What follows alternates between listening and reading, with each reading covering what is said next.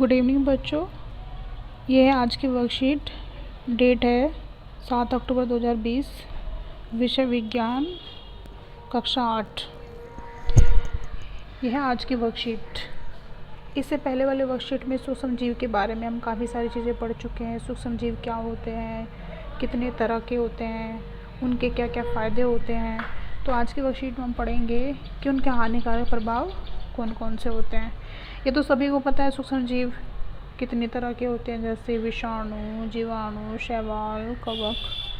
तो इनके अलग अलग ऐसे ही नुकसान भी होते हैं। फ़ायदे के बारे में हम पहले पढ़ चुके हैं। दही जमाने में काम आता है और शराब बनाने में, अल्कोहल बनाने में काम आता है, दवाई बनाने में काम आता है। तो बहुत सारे फ़ायदे हैं।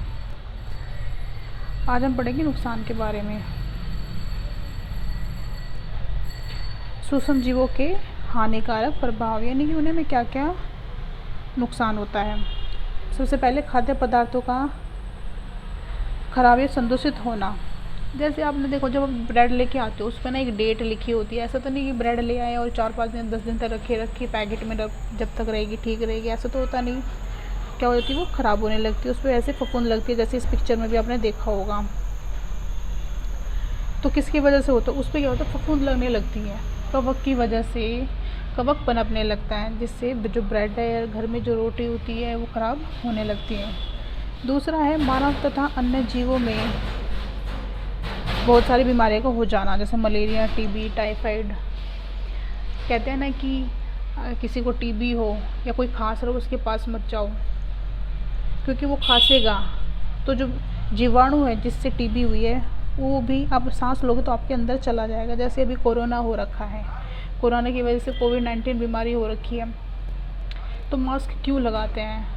अगर खांसी किसी को आती है, किसी को कोविड-19 है, खांसी आती है, तो खांसी में क्या होगा, जो जलवाष्प आएगी मुँह से उसमें वायरस होगा, कोई और सांस लेगा तो वो उसके सांस के थ्रू उसके फेफड़े में चला जाएगा, उसके शरीर में जाएगा, तो दूसरे वालों को भी क्या होगा, कोरोना हो जाएगा।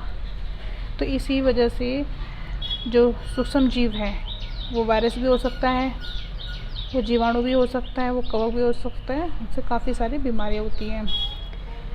आगे है कवक द्वारा कपड़े, चमड़े या कागज़ को संदूषित करना। आपने देखो, जब किताब बहुत दिन तक रख देते उसमें अजीब सी स्मेल सी आने लगती है, या कपड़े रख दे तो उस पर अलग अलग से वाइट वाइट से निशान होते हैं। जब हम सर्दी में बॉक्स में रखी हुई रजाइयाँ या सर्दी के कपड़े निकालते हैं, उनको एक बार धोना पड़ता है, उसमें स्मेल आती है। वो किसकी वजह से होती है? कवक की वजह से।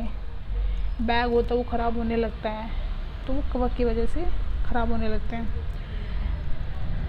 अगला है पौधों में बीमारी, नींबू, कैंकर, गेहूँ की रस्ट। आपने देखो कुछ पौधों की पत्तियाँ या गेहूँ है जो उसकी बाल होती है वो ख़राब होने लगती है, बीज ख़राब होने लगते हैं, वो भी सूक्ष्म जीवों की वजह से ही होते हैं।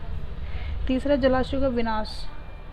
आपने देखो गाँव में जब तालाब होते हैं उनमें हरी हरी काई जम जाती है, तो उसमें जो मछली होती है, काई जमने की वजह से क्या होता है, जो मछली होती है उन तक सूरज का प्रकाश नहीं पहुंच पाता, हवा से ऑक्सीजन नहीं पहुंच पाती, जिससे क्या होता है, वो मरने लगती है। तो ये भी एक हानिकारक प्रभाव हुआ। तो अब तक हमने उपयोगी सूक्ष्म जीवों, उनके औषधियों तथा अन्य उपयोग के बारे में जाना है। इनके अलावा कुछ अन्य सूक्ष्म जीव हमारे लिए अनेक प्रकार से बहुत हानिकारक भी होते हैं, जैसे कि ऊपर दिखाया गया। हमने इसके बारे में पूरा डिस्कस कर लिया।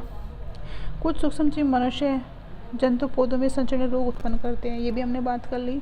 इसके अलावा कुछ सूक्ष्म जीव अनेक प्रकार से हानि पहुंचाते हैं, जैसे खाद्य पदार्थों को खराब करना, शैवाल के प्रस्फुटन से जलाशयों में अन्य जीवों का मरना, कपड़े, कागज आदि चमड़ों की वस्तुओं को दूषित करना इत्यादि, ये भी हमने डिस्कस कर लिया। अब देखो, कुछ जो जीवाणु होते हैं जो दही जमाने काम आते हैं वो तो हमारे लिए फ़ायदेमंद है, लेकिन जिन सूक्ष्म जीवों की वजह से बीमारियां होती हैं उन्हें रोगाणु कहते हैं, क्योंकि उनसे क्या होता है, उनसे रोग हो रहा है। तो ऐसे जीवाणु जिनसे रोग होए उन्हें क्या बोलेंगे? रोगाणु। यह एक संक्रमित व्यक्ति से स्वस्थ व्यक्ति में संक्रमित रक्त, हवा, पानी, भोजन, रोग वाहकों द्वारा सीधे संपर्क में आने से फैलते हैं। देखो, अब जैसे कोरोना हो रखा है तो वो हवा के माध्यम से क्या एक व्यक्ति से दूसरे व्यक्ति में पहुंच जाता है।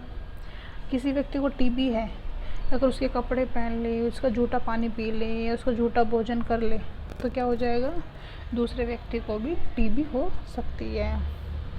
तो अगर आपने देखो, जब इंजेक्शन आप लगवाने जाते हो तो डॉक्टर हमेशा नई सुई निकालता है, इंजेक्शन लगाता है, फिर दूसरी किसी और को लगाना हो तो उसके लिए भी नई सुई निकालते हैं, फिर पुराने वाली फेंक देता है।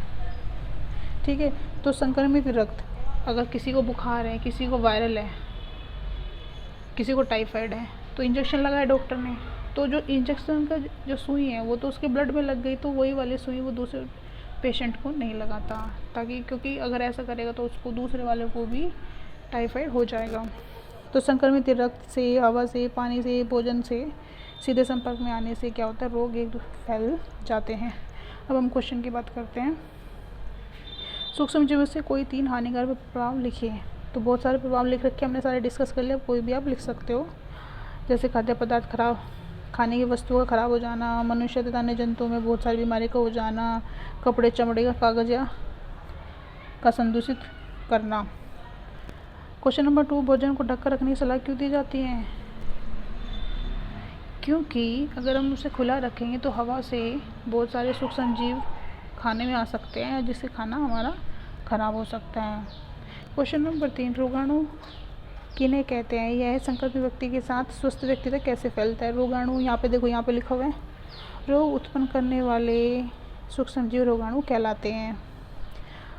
यह कैसे फैलता है? यह एक संक्रमित व्यक्ति से स्वस्थ व्यक्ति में संक्रमित रक्त, हवा, पानी, भोजन, रोग, वायु द्वारा या सीधे संपर्क में आने से फैलता है। तो इसमें आप ये वाला आंसर लिख दोगे। अगला क्वेश्चन, सूक्ष्म जीवों से होने वाले 2 बीमारियों के नाम लिखिए। बहुत सारी बीमारी हमने अभी बात की, जैसे मलेरिया, टाइफाइड, टीबी, तो आप इसमें ये लिख सकते हो।